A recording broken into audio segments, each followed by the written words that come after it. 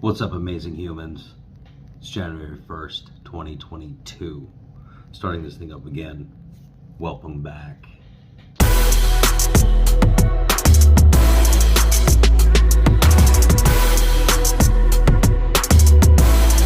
So today's video is about reviewing your last year and setting goals for this year. A lot of things have changed in my whole coaching practice and lifestyle. And so I figured I'd update some of the stuff we've been doing. I was going over all the videos we made back 2015, 2016, and talking about goal setting. And it's interesting how much I've changed my opinion after working hard in field as a coach to hundreds and hundreds and hundreds of people. I started to get a little less scientific and a little less GTD, getting things done, and a lot more emotional. Like, you want to do what you want to do, and try to connect with who you are and what your identity is, so that you can do what seems true and feels true for you. So yeah, making your resolutions stick. There's a couple of presuppositions we got to deal with when it comes to setting goals in general. First thing that has to be in place is the fact that we can make goals and that we naturally move towards task-related things in our cognitive space. The second thing is that we control how much time and effort we put towards the goals. If these two things aren't in place, then we don't have any control over the outcome of the goal sets themselves. A couple of things I'd like to add is the goals should be clear, so we know when we get them, and that there should also be kind of like a feedback mechanism. I've talked about this in years in the past when we're talking about goal setting, is that unless you test them in the real world and you see what the results of the current test that you're doing is, then you have no clue about whether or not what you're doing is going to actually achieve what you're looking to do. The point of the feedback thing is that you have to get feedback from the real world. Otherwise, you don't know where you're at. So as you're dealing with your list of resolutions, if you haven't already made a list, make a list. Here on the Intimacy Liberation Army channel, we make our lists dealing with social and dating goals. So this year, what are you going to do? Are you going to carry on another year, getting older, repeating the same bullshit relationships that you had, or are you going to try to step your game up? Are you going to start dating somebody different that doesn't hit the same archetypes as the people that you've dated in the past? Are you going to be more selective? Are you going to set more clear standards and goals on what these people have to do in order to be a part of your life? After the last 2 years of COVID, I've been doing a lot of things for a lot of people. I've put my neck out there, bent over backwards, did a whole lot of service-oriented stuff, and helped a lot of people out that maybe I normally wouldn't have because I wouldn't have had the time. But since the business of live training kind of like dropped and I haven't been traveling everywhere, I've had a lot more time to do a lot of things for a lot of people. And I've made a lot of friends and created new relationships, fostered new entanglements that have gotten me into, not obligation, but the people have a certain expectation for what I'm allowed to provide. And now that I'm ramping up and I'm working with Limitless and I'm doing all this new stuff, I get less and less time to do that kind of stuff. And people are kind of taking the free time that I had for granted.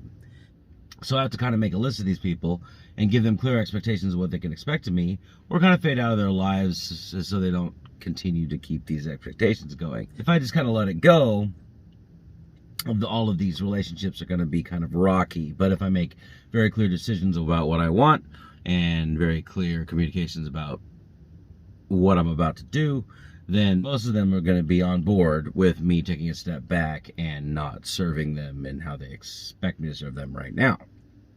But if I don't have any clarity on that stuff, they're going to be caught unaware, and that might cause some issues.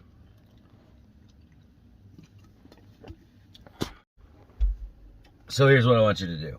I want you to make a list of your current resolutions and do it in 2 or 3 areas, you know, physical and emotional, social, in your dating life. When you get that list done, then I want you to ask yourself 3 questions about each goal that's on the list. Question number one. Is the goal in my control? A lot of times we make goals that are dependent on a bunch of other people. They're dependent on circumstances. They're depending on things going right. They're depending on other people to make decisions that we can't necessarily control. You want to make your resolutions goals that you can control. The way we used to teach it at TAM was like, I'm going to go out and I'm going to meet 15 new people tonight and I'm going to get their phone numbers.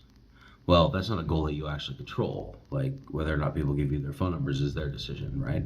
But if you set a goal like, oh, I'm going to go out and go for 5 phone numbers or 5 Instagram connects or 5 LinkedIn connects. If you set the goal that I'm going to go for them, then you can absolutely achieve that goal, and it's something that you can quantify. Question number 2, do I believe that I can do it? Sometimes we'll set a goal. I set one last year about getting abs. And I didn't actually believe that I could get it done. I thought that I would surprise myself if I did the work and then I got it accomplished. I didn't believe that it was possible.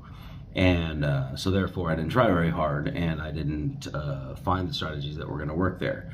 Is it conceptually possible that I could get abs next year?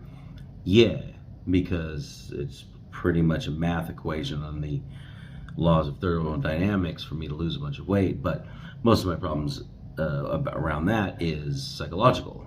But until I find an activity that's going to motivate me to burn a lot of energy frequently, like go to the gym more than the 4 times a week I go now, then I'm not actually going to get that thing accomplished. So look at your resolutions, look at your goals, and see if you actually believe that you can achieve them. If you can, then keep that one on the list. As you're going through your list of resolutions and goals, third question you want to ask is, do I believe that I will do it? There's a big difference between knowing you're capable of something and knowing that the end goal is in your control, and knowing that you're willing to put in the work, to put in the effort, to put in the time to get things accomplished. If I have a goal, say, to buy my Maserati in November, then that means I have to put X thousand dollars away to make that purchase. And if I'm not willing to make more money and save more of what I spend, that is not going to be a goal that I'm going to hit until, maybe I hit something big, in one of my business ventures or win the lottery or something. But that's not something that's in my control. So if the goal is in your control, you believe that you can do it, and you believe that you will do it, that goes a long way into knowing that outcome is completely up to you.